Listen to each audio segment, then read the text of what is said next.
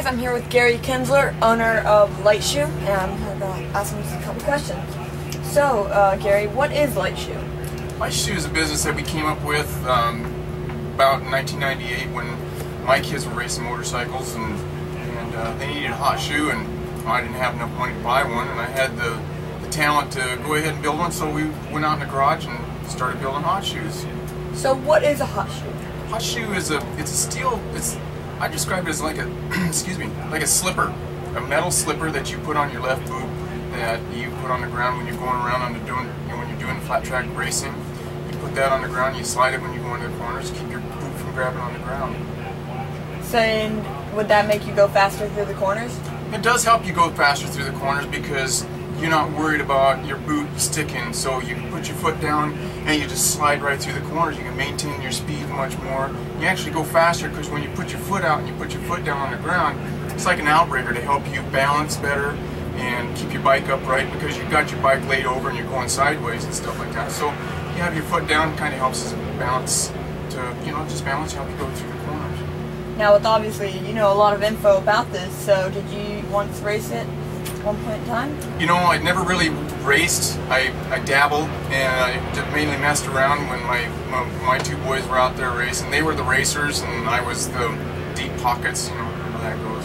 So I got to building the hot shoes, and never really had time to race. Always wanted to, so it's just a lot of fun. So, obviously we know that a hot shoe is made out of metal, but what does it start off as? I order in a 4x10 sheet of steel, and I have a template there at home, and I cut out what we'll see here soon is the toe cap and the sides. I cut those out and I form them on the press, and then I take your boot and I will trace around the outside of the boot. I'll cut that out. I'll stamp your name in there and a serial number that we keep track of, so you have your own serial number in your hot shoe, my phone number and my shoe on the inside of it, and start forming the bottom. I hammer it into shape and grind it to fit the way I want it to. Then I go ahead and I put the toe cap that I've already pre-formed over the top of the boot and start tack welding that together, and squeeze it and tack weld it all along. Go ahead and weld it all up on the inside, grind it to fit the way I want it to, the shape and everything, and then weld the loop on there, flip it over upside down, and apply the hard surfacing, and then you take it and go racing. And I heard that seems like a lot of stuff. How long does it usually take for all that to be done?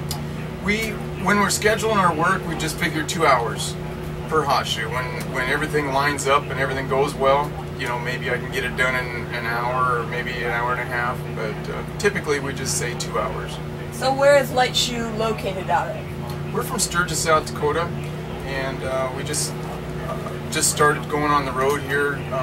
Well, actually, I started going on the road it's been about 8 years ago. The first year they had amateur nationals in DuQuoin, and we got this school bus here and converted it into our shop and house up in front here. And so for the last 3 years, we've been going to. Well, last year was the first year we came to Daytona, but we go to Springfield to amateur nationals, and then we go down to Kansas. Paul Covert does a I-70 race series down there in northwestern Kansas. So we got 3 venues that we go to on the road, and we'll maybe expand that here in the future sometime. Maybe get out on the West Coast, maybe northeastern part of the country, and eventually be cool to make it a living, retirement, so we can drive all over the place and go to the races. So what will your next race stop be? Well, after this, we're going to go home and regroup for a while, and then we will hit Amateur Nationals for the 2014 Amateur Nationals in Springfield, Illinois. All right. Well, thank you, Gary. Yes. See you next time, guys. Bye. See ya.